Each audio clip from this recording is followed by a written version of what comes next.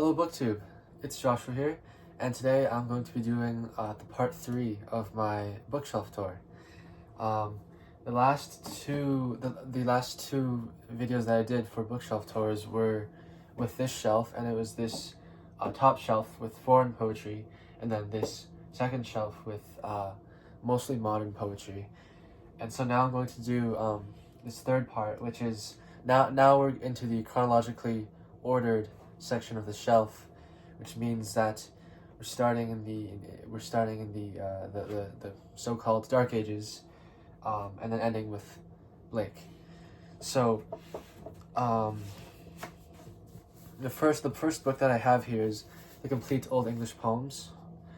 This is translated by Craig Williamson with an introduction by Tom Shippey, and just, I believe, a very, very comprehensive collection of Old English poems, so that I probably won't ever have to buy another edition of Old English poems, unless I'm wanting to read the original Old English, or wanting to get a different translation and compare.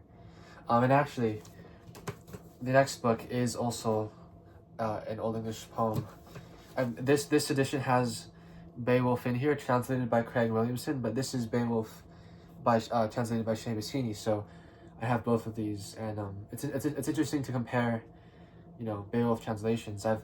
I've read only excerpts from this Seamus Heaney translation. I read it from my class last fall, which was really good. And so at some point I'm gonna have to read this thing in full.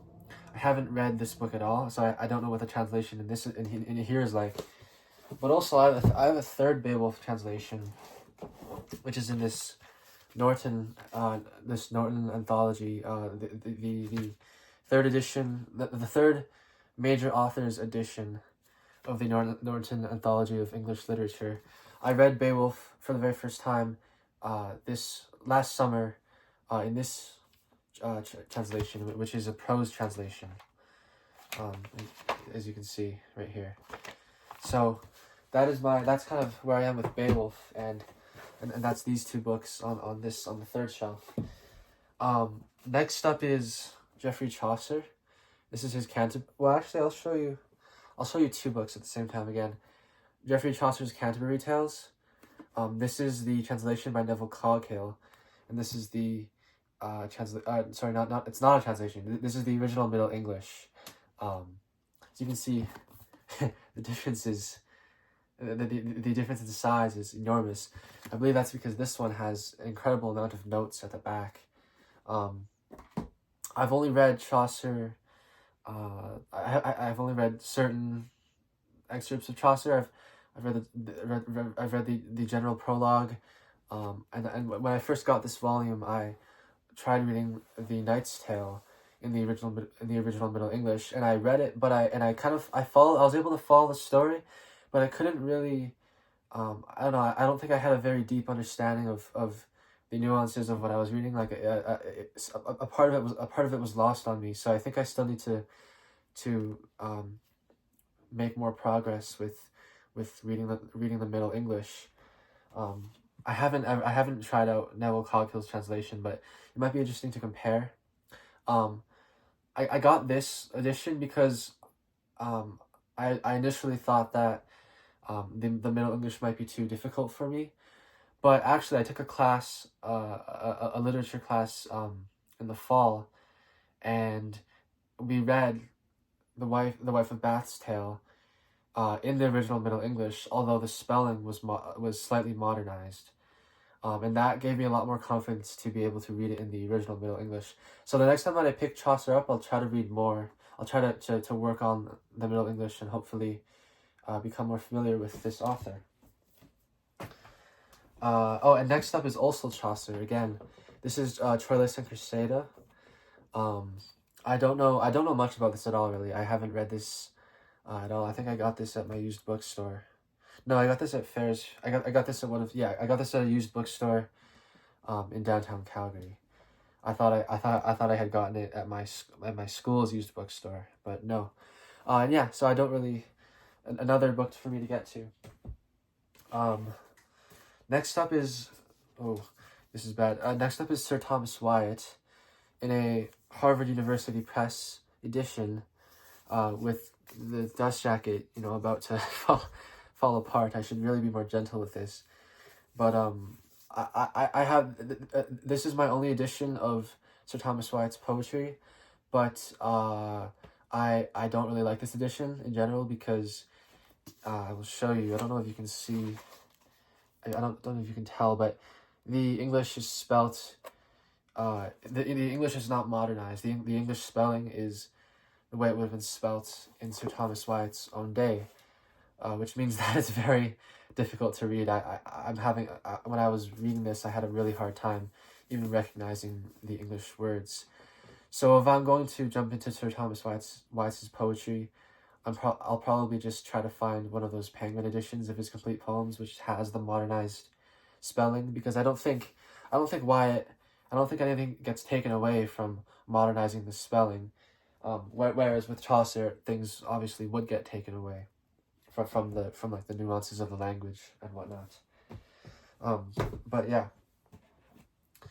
Next up is Edmund Spenser's Fairy Queen. This is the huge book. This is the Penguin edition. Contrary to Penguin Classics' usual standard procedure, where they have an introduction at the beginning here and usually copious notes, this is a pretty bare bones edition of the Fairy Queen. There's no introduction in here. I think they have some notes, but they're very sparse and hidden away at the back. So I mean, I don't really mind that, but I think that was just an observation that I wanted to make. I've only read book 1 of the Fairy Queen. I think I read book 1 of the Fairy Queen last year, and then I stopped and went on to read something else. So I really want to come back to it because it was really an enjoyable read. And yeah, that's pretty much all I have to say. Also, I have Edmund Spenser's poetry. So this is a Norton Critical edition. It's a second edition of the Norton Critical edition, and this I think it has. Let me see, something like all of book 1 and book 2, but not the complete Fairy Queen. Sorry, it has all of book 1, a selection from book 2, all of book 3, and then just more selections. But then it has all of his other poetry. It has like the Epithalamion and Prothalamion, and it has like his sonnets and the Shepherd's Calendar, and I believe, as usual with Norton editions, a bunch of criticism at the back. Yeah, tons. And so I'm glad I have this actually, because whenever I want to read any of Spenser's shorter works, this is the edition that I go to. Next up is Sir Philip Sidney. This is his selected prose and poetry. I've only really read the only experience I have with Sir Philip Sidney is pretty much from my literature course in the fall. We read his essay in defense of poesy, which I enjoyed actually. I feel like he has a pretty genial sense of humor, and I also read a portion of his sonnet cycle, Astrophil and Stella, which I found to be really enjoyable. So yeah, that's Sir Philip Sidney. Here's John Donne, The Complete Poems. This is actually, I have 2 editions of Donne's complete poems, and I've kept them both because there are some significant differences. This is the complete poetry and selected prose of John Donne, so it has, I believe, mostly just sermons by him. I mean, it's a solid. Let's see, wow. I mean, a lot of prose. About half of the book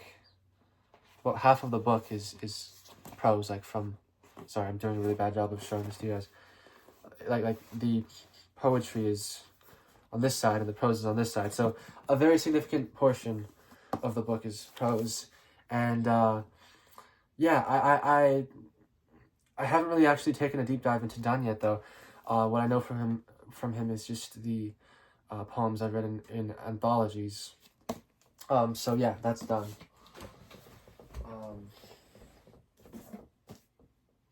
This is John Milton. This is his complete poems in another Everyman's Library edition. And I really like John Milton. I don't know, I've heard that he's very unlikable as a person himself. And I don't really know much about his own life, but I love his beautiful, beautiful poetry, Paradise Lost and Lycidas. I haven't read much beyond just Paradise Lost and Lycidas. But yeah, that's where I am with John Milton. And this is the works of John Dryden, a poet I haven't read at all, actually. So yeah, and this edition is just the Wordsworth Classics edition, a really cheap one. But it has, I mean, what's interesting about these Wordsworth poetry editions is that they really cram the poetry into these editions. They have the poetry in double columns here, so that they can fit the complete poems into, you know, just a 600-page book, rather than having to do multiple volumes or to select it, which is kind of nice. I mean, I like having it complete, even if it makes it much harder to read. But yeah. Now this is Alexander Pope's poetry. This is the Major Works. I really love the Oxford World Classics Major Authors series.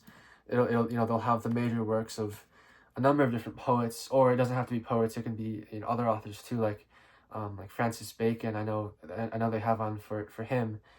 And so yeah, I really like it because they give really big selections. Usually the selections are bigger than just than what Penguin Classics will give for their kind of equivalent version of these poets. And also the method of selecting is also different with these editions, with these major author editions. Oftentimes they won't just give you their poetry, they'll also give you selections from the author's letters or whatever prose they've written as well. Like, I think interspersed throughout this book is Pope's letters. And I know that I'll show you a book that's lower down on my shelf, in which we will get to later, but this is Robert Browning, and this is including courtship correspondence. And so in here they give you a whole bunch of his love letters to Elizabeth Barrett Browning, I believe is her name. Another great poet. So yeah, I really like these Oxford editions, and I also really like Pope. I read The Rape of the Lock not too long ago, and also just recently, I mean, just only today in class, in one of my classes for school, we discussed Pope, and my teacher kept on, my professor kept on kind of railing against Pope because he specializes in romanticism, and so he kept on kind of he kept on denigrating him and calling him boring. But I don't think he's boring. I think he's really amazing. Yeah, I enjoy him. So next up we have two editions of William Blake. This is the selected poems of William Blake, and they have in this edition, this is a Wordsworth Poetry Library edition, and this has really good editorial material. They have a really full introduction and usually a page or two of an introduction for each individual poem, which God knows William Blake, for some of his more longer poems, needs. I haven't read in any depth his longer poems, but I really like his Songs of Innocence and Experience. And lastly, the other volume of William Blake. This is, you know, if I ever want to, I guess, really plumb the depths with William Blake, this is the complete poetry and prose of Blake. So this is everything you can need in a tub. It's really more, I think, designed for scholars. There's, in the back here, there are lots of notes about the manuscript as well. And so, yeah, this is edited by David V. Erdman with a new foreword and commentary by Harold Bloom. And one of the things that attracted me to this volume initially was the commentary at the back by Bloom, because he kind of, he doesn't really, it's not really an introduction to it. I don't think this book is very good for being introduced to Blake, but Bloom provides, I think, more of an interpretation of the poems at the back of the book. So yeah, that is the third level of the shelf. There are 2 more to go in this poetry shelf, and it's gonna continue in chronological order. And then after that, we'll go into the other shelves, and I won't torture you with any more poetry. So thank you for watching if you made it to the end, and I hope you enjoyed it, and goodbye.